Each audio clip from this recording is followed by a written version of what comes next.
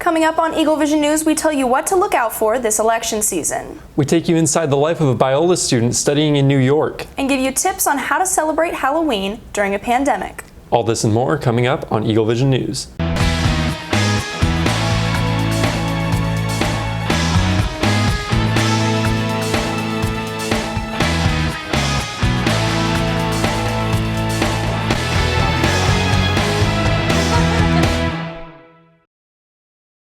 Welcome back to EagleVision News. My name is Quinn Gorham. And I'm Ashley Grams. And we're still here in our socially distanced set near Biola, but not quite on Biola's campus like I wish. Yeah, that's right. Well, we're right in the middle of fall, and I am going to be completely honest.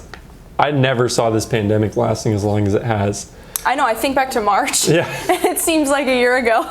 We, back in March, were like, yeah, 2 extra weeks of spring break. And now here we are. Here we are, stuck at home on our computers. It's almost November. And speaking of almost being November, we have election season coming up. The California Republican Party came under fire this week after hundreds of unofficial ballot boxes appeared in counties across the state. The party took responsibility for the boxes, which started appearing last week. The state's government issued a cease and desist letter to the California Republican Party, citing state law that makes it illegal to imitate a polling place. The state claims that the boxes are intentionally misleading and could cause issues with voter suppression and vote manipulation this close to the election. GOP spokesperson Hector Barajas defended the actions, claiming that the state allows, quote, ballot harvesting. Under the law, groups and organizations are permitted to collect ballots to drop off at official polling places. I recently caught up with one of EagleVision's alumni, Hunter Elise. Let's roll that interview and see how it went. I tested positive for COVID. Hunter Elise is a Biola University alumni who got her start at EagleVision. Now she works for NBC News 10. Hello and thank you for joining us tonight. I'm Hunter Elise. Supreme Court Justice Ruth Bader Ginsburg passed away last night. I moved to West Monroe August 26th of 2019, and that was my first official day as an MMJ in the real world. Just a month after her start as a weekend anchor, Elise contracted COVID. As the day kind of went on, I just started feeling worse and worse, and I got really cold. And I'm always cold, especially in the newsroom. It's freezing all the time, but it was weird. Like, it was just something was off. I was like, okay, I think I need to go take a test. It's okay. And I sent my mom a picture of me sitting on the couch because at this point I was kind of in pain at this point, but like still kind of nervous that I was going to be positive. So that next morning I went and took a test, and that was kind of when all the body aches started happening. Elise then made an appointment with her doctor where she got a nose swab test. And I went in there and she was like, okay, it's going to go up your nose. And I was like, okay. And I was kind of shaking and like kind of scared. But honestly, it didn't hurt at all. It was just kind of ticklish, I guess. The hospital she was tested at created a 14-day tracking program available on an app. Basically, I found out on the app before the doctor called me. So I think around 6 a.m., I want to say, I didn't sleep hardly at all because I was like, am I positive? Am I negative? I want to know. And I looked on the app that morning and it didn't come in. And then I just kept refreshing.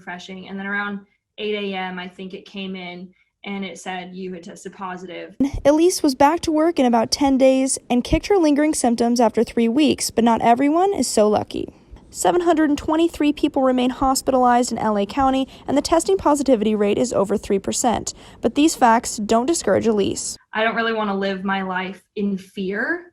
And just because like there is this virus, like you can still be safe and live your life without being afraid to go outside, if that makes sense. Well, Ashley, it's good to see that our EagleVision alumni are doing well and that Hunter had a relatively speedy recovery, all things considered. Yeah, it's nice to see her back in the studio, but it's definitely scary to think that this could still happen to someone in your life. Yeah, a very sobering reminder that we need to be careful around those that may end up getting a more serious reaction to the virus, you know? Yeah, and we talked about COVID last week when we talked about the Trump administration and their struggles. That's right, and they're not the only ones struggling with the coronavirus right now. The Biden campaign has halted travel this week following a series of positive COVID test results. Vice presidential nominee Kamala Harris canceled all weekend travel after a flight crew member and her communications director tested positive for the virus. Harris herself was tested 3 times over the span of the weekend, with all 3 tests coming back negative. The senator resumed regular campaign activities on Sunday.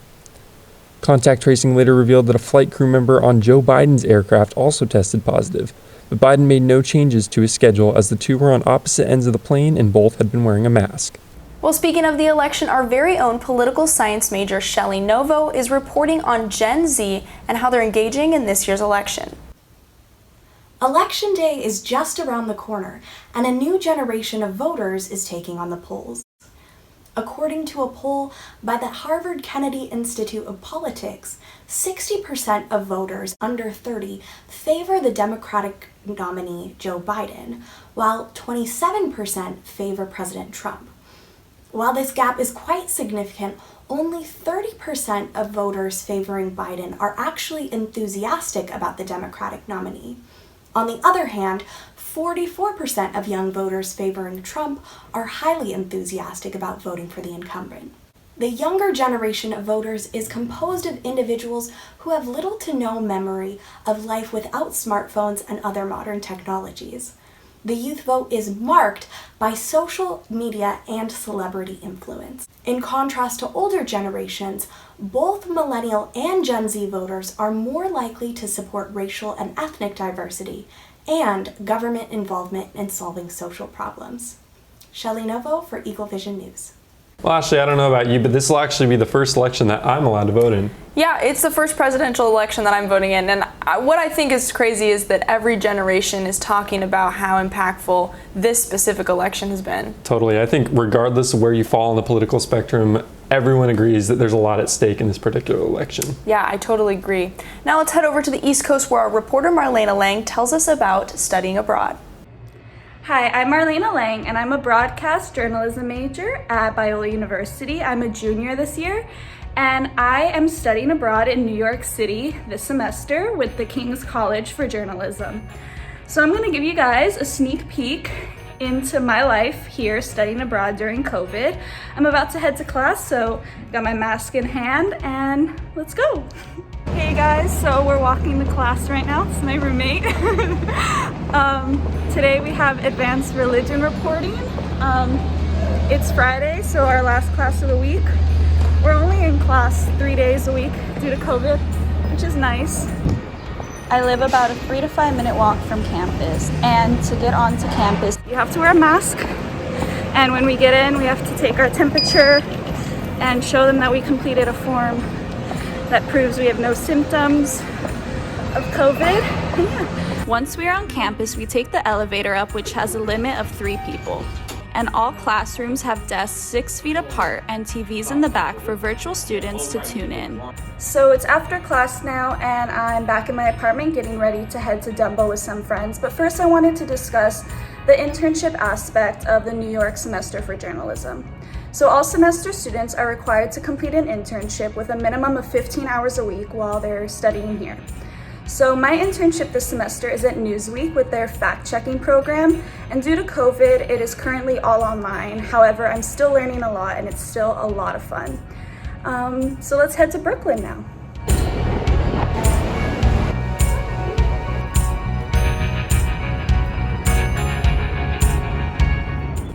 So we're here by the Manhattan Bridge. Again, you can see a lot better view of it. It's gorgeous. It's my first time seeing it from this way. So we took the subway here, and you have to wear a mask on the subway or you'll get fined. And, you know, obviously social distance if possible, and they sanitize it every night. Yeah. Say hi.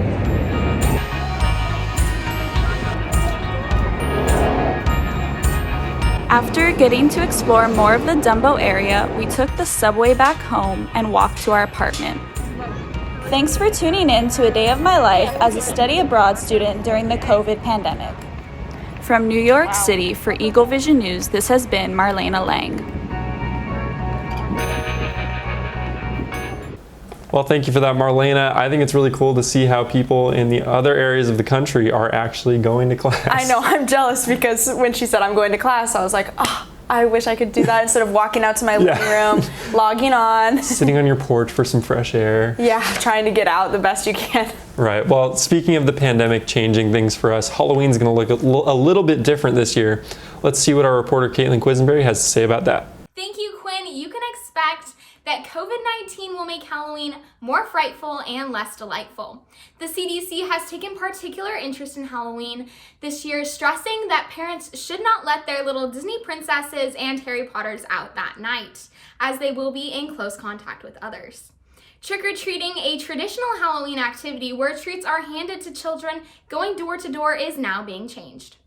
In this video, you can see how one Ohio dad has created a viral candy chute to pass out his Halloween candy while maintaining social distancing. All it took was a 6x4 shipping tube, spray painted orange, and decorated with black duct tape. The CDC recommends that communities get creative, saying that families could substitute close contact parties with virtual pumpkin carving contests or costume contests. Here in Los Angeles, drive-through haunted houses have been trending.